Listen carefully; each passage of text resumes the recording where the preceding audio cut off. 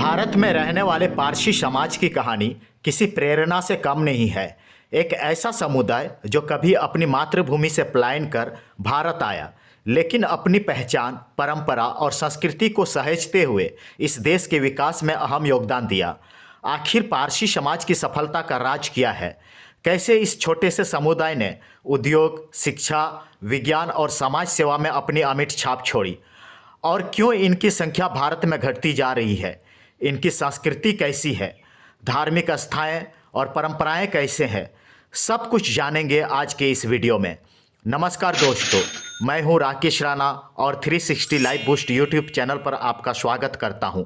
Channel में नए हैं तो चैनल को सब्सक्राइब कर लें, क्योंकि इस चैनल पर मैं इसी तरह के इन्फॉर्मेटिव वीडियोस लाता रहता हूं। भारत में पारसी समाज की संस्कृति और रीति रिवाज उनके ऐतिहासिक, धार्मिक और सांस्कृतिक पृष्ठभूमि से गहरे जुड़े हुए हैं।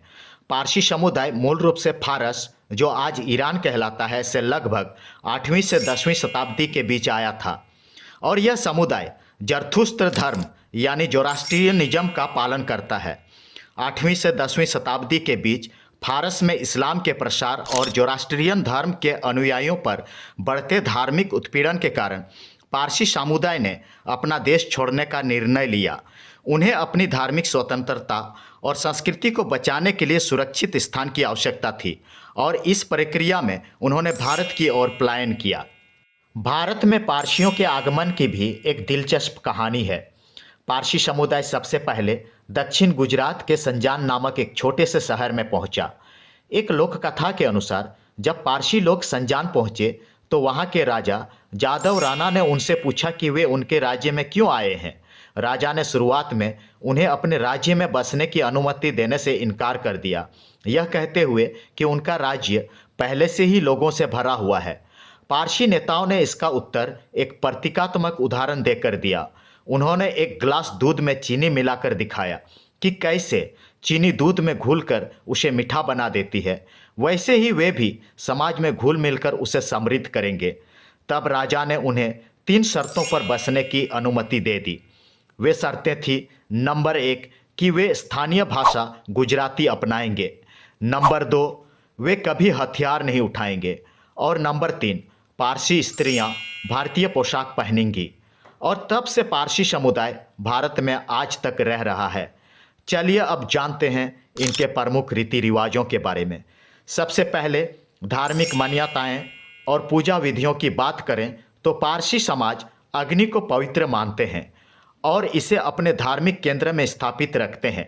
ये अग्नि मंदिर में, जिसे अग्यारी कहा जाता है, में पूजा करते हैं और इसे उनकी सभ्यता का केंद्र माना जाता है। पारसी धर्म का पवित्र ग्रंथ अवेस्टा है, जिसे विशेष अवसरों पर पढ़ाया जाता है।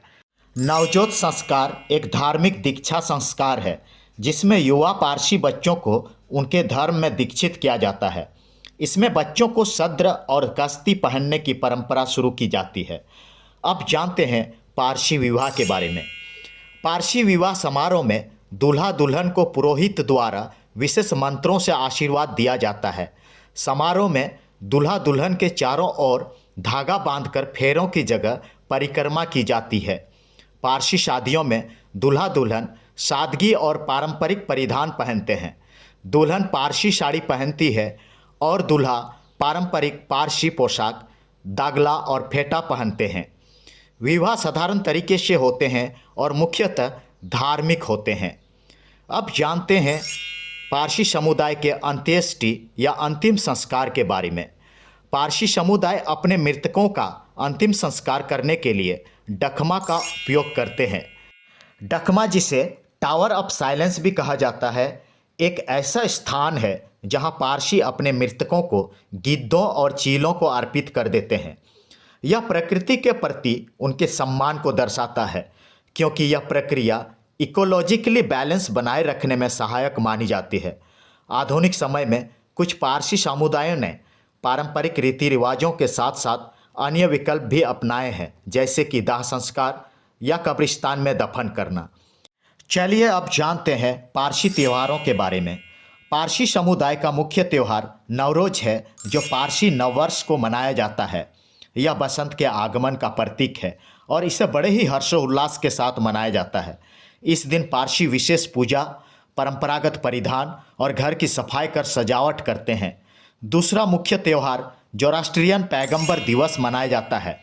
पारसी अपने धर्म के संस्थापक जरथुस्त्र के जन्म दिवस को इस दिन मनाते हैं और उनके उपदेशों का स्मरण करते हैं। भोजन और खान-पान की परंपराओं के बारे में बता दूं कि पारसी समाज के खान-पान में फारसी और भारतीय संस्कृति का मिश्रण दिखता है। इनके भोजन में धानसक और पतरानी मच्छी प्रमुख है।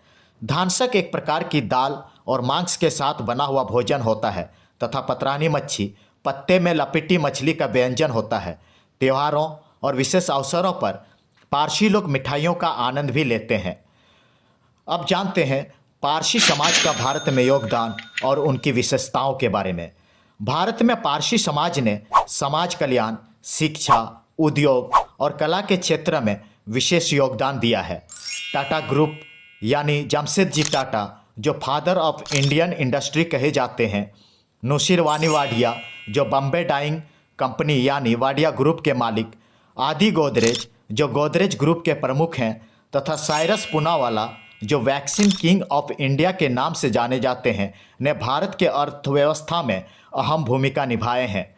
पारसी समाज सादगी, ईमानदारी और परोपकारी के लिए जाने जाते हैं।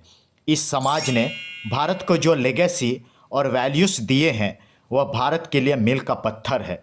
दोस्तों, आज के लिए बस इतना ही। वीडियो कैसा लगा कमेंट करके ज़रूर बताइए। वीडियो अच्छा लगा हो तो वीडियो को लाइक और शेयर ज़रूर करें। मिलते हैं नेक्स्ट वीडियो में, तब तक के लिए धन्यवाद।